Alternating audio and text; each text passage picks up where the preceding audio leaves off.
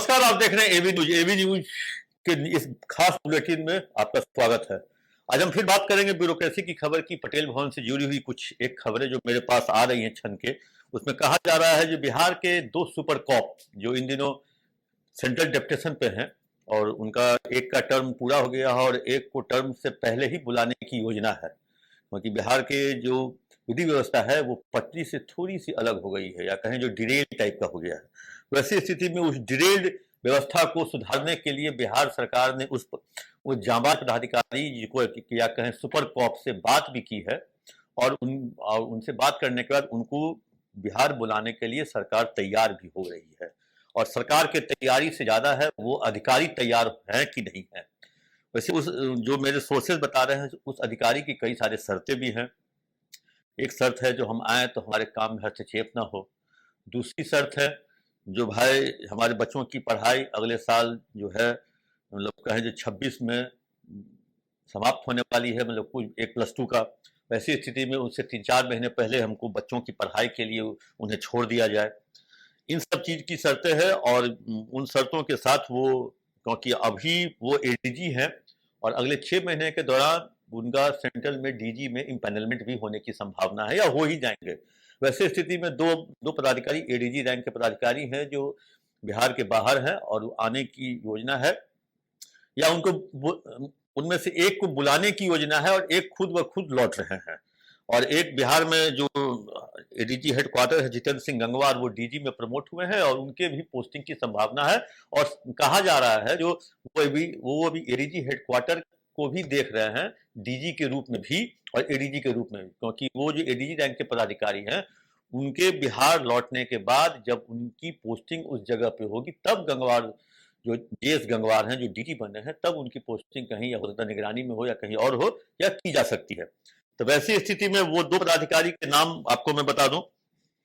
जो उन दो पदाधिकारी के नाम से जाने से पहले बताने से पहले ये बता दूं, जो पिछले अगस्त और सितंबर माह, अब तो अक्टूबर आज 15 तारीख है, वैसी स्थिति में बहुत उथल पुथल रहा ब्यूरोक्रेसी के लिए। पटेल भवन में आईपीएस के लिए 5 पदाधिकारी जो है वो गए सेंट्रल डेप्यूटेशन पे। जो बिहार के डीजीपी थे आर एस भट्टी 30 अगस्त को गए। फिर उसके बाद नैयर हसन खां गए एसएसबी में, कांतेश मिश्रा गए आईबी में, भृगु श्रीनिवासन बन गए डीजी एनएसजी में, विकास बर्मन शायद आईटीबी में गए। तो वैसी स्थिति में कई सारे जो आईपीएस है वो दिल्ली गए या सेंट्रल डेप्यूटेशन गए, दिल्ली ही नहीं गए, कई जगहों पे गए। और दो जो सबसे खास चीज है, दो जो अपराइट ऑफिसर है, जो अच्छे ऑफिसर आईपीएस अधिकारी माने जाते थे हैं ही अभी वो आईपीएस, कामयाब मिश्रा और शिवदीप लांडे ने अपने पद से आईपीएस की नौकरी से इस्तीफा दे दिया। बहुत तरह के लोग कयास लगाए जो पॉलिटिक्स में जाएंगे। जनसुराज अभी जो कहें जो एक तरह से रिटायर्ड आईएएस और आईपीएस को लेने के लिए तैयार है। अभी तक के रिटायर्ड ही वहां गए हैं, फूके हुए कारतूस ही जिसको आप कह लीजिए, उसी टाइप के रिटायर्ड आईएएस जो फूके हुए कारतूस है, खोखा बटोरने में प्रशांत किशोर लगे हुए हैं। चाहे रिटायर्ड आईएएस हो रिटायर्ड आईपीएस हो, तो खोखा भी बटोर रहे हैं।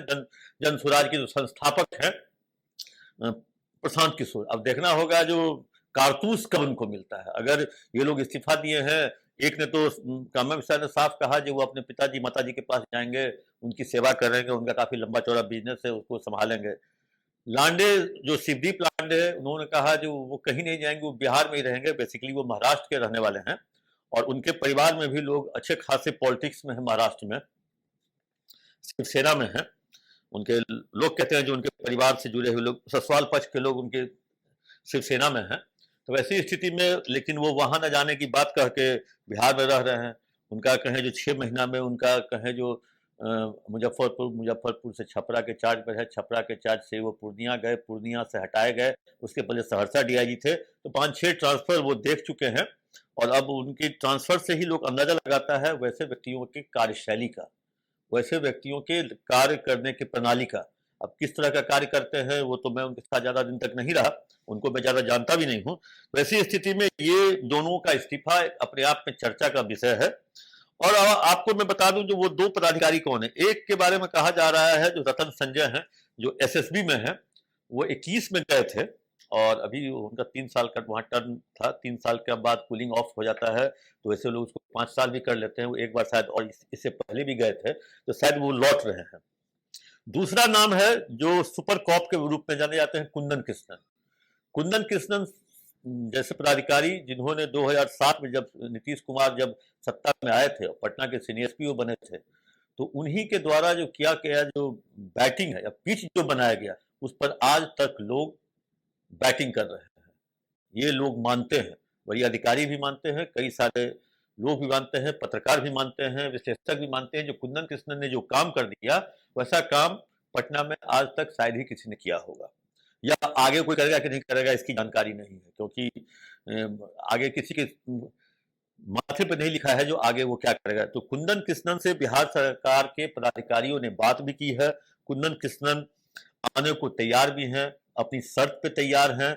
ये भी शर्त उनकी लगभग मान ली गई है, जो ठीक है, आपको चुनाव के तुरंत बाद आपको यहाँ से विरमित कर दिया जाएगा। आपको अपने बच्चों की पढ़ाई की तैयारी के लिए आपको अभी बुलाया जा रहा है, आप आ जाइए, क्योंकि जो अभी बिहार में चुनाव होने वाला है और चुनाव में लॉ एंड ऑर्डर सबसे बड़ा एक मुद्दा बनने जा रहा है।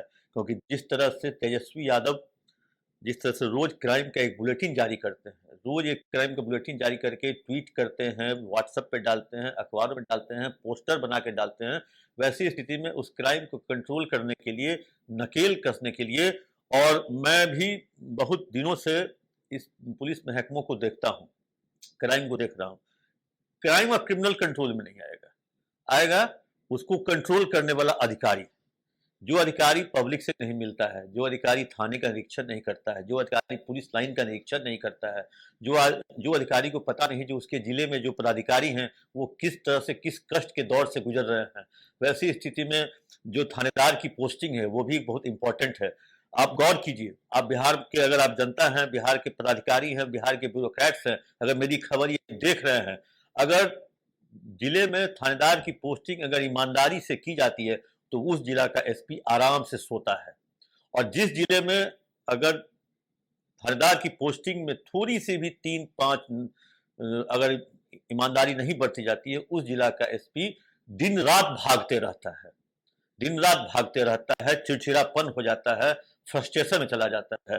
तो वैसी स्थिति में उन अधिकारियों को कंट्रोल करने की जरूरत है, और वैसे ही अधिकारी को कंट्रोल करने के लिए बिहार सरकार कुंदन कृष्णन जैसे पदाधिकारी को बुलाने की योजना बना रही है। और हमको मेरी जानकारी के अनुसार वो योजना सफल भी हो गई है। जो मेरे सोर्सेज बता रहे थे, जो कुंदन कृष्णन अगर पोस्टिंग उनकी होती है, और अगर हुई भी है आज तक है, तो एक बार सीनियर एसपी के दौरान वो अपने सरकारी आवास में रहते थे, बाकी दौरान उन्होंने कभी सरकारी आवास में अपना ठिकाना नहीं बनाया। वैसी स्थिति में अगर एडीजी हेडक्वार्टर बनते हैं तो फिर से वो अपनी निजी आवास जो कि पटना में है उसमें रहने की उनकी योजना है। जो मेरे सोर्सेज बता रहे थे, जो उनके आवास की साफ सफाई भी शुरू कर दी गई है। तो अगर उनके आवास की साफ सफाई भी शुरू कर दी गई है, तो वैसी स्थिति में उनके आने की योजना लगभग कहें जो एक तरह से परिपूर्ण होने वाली है। सरकार अगर ये काम कर लेती है, तो सरकार जो पिछले 1 साल से विपक्ष का जो करारा हमला झेल रही है, उस करारा हमला झेलने में वो कहीं न कहीं एक तरह से सक्षम हो जाएगी। तब वो हमला नहीं झेल पाएगी, क्योंकि सरकार के पास कुंदन कृष्णन जैसे अधिकारी जो इस काम को आगे बढ़ा सकते हैं, वो जरूर करेंगे। वैसी स्थिति में अब कुंदन कृष्णन का इंतजार बिहार सरकार को है। और एक चीज आपको बता दें, कुंदन कृष्णन का नाम सुनते ही 40 जिला के एसपी और सभी अनुमंडल के जो आजकल 2-2 एसडीपीओ हैं, सबके हाथ पांव फूलने लगे हैं। कब वो आदमी क्या हो, क्योंकि उस आदमी के पास, उस पदाधिकारी के पास इंफॉर्मेशन टेक्नोलॉजी इतनी सॉलिड है जो उसका कोई जोड़ नहीं है। 40 जिला में उनके नेटवर्क हैं। तो इसलिए सभी पदाधिकारी, जो वैसे पदाधिकारी जो मतलब काम नहीं करते हैं, 3-5 करते हैं, वैसे पदाधिकारी के लिए कुंदन कृष्णन एक काल बन के आ रहे हैं। और कुंदन कृष्णन अगर आ जाते हैं तो 1 साल में, जो बिहार पिछले 5 साल में काफी पीछे जा चुका है अपराध के क्षेत्र में, वो हो सकता है 1 साल में कुंदन कृष्णन उसको आगे लेके जा सके। और सरकार के कई स्तर के पदाधिकारी ने उनसे बात भी की है, और बात करने को मतलब एक तरह से कहे वो हरी झंडी भी दे चुके हैं।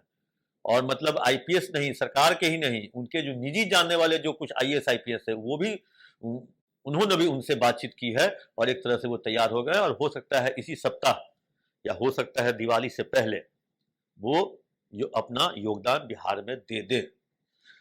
देखना होगा, देखने वाली बात होगी। कुंदन कृष्णन आते हैं और जो जो मतलब सरकार की जो इच्छा है वो उसमें वो कितना परिपूर्ण करते हैं, सरकार की इच्छा पर कितना खरा उतरते हैं, सरकार के जो कहे काम काज को किस तरह से शैली में लाते हैं, ढंग में लाते हैं। अब वो देखने वाली बात ये होगी। अब आखिरकार अब कुंदन कृष्णन का इंतजार हमको, हर एक बिहारी को, नेता को, सत्ता पक्ष को सबसे ज्यादा, और पटेल भवन को भी है, जो कुंदन कृष्णन कब आते हैं और चीजों को सीधा करते हैं।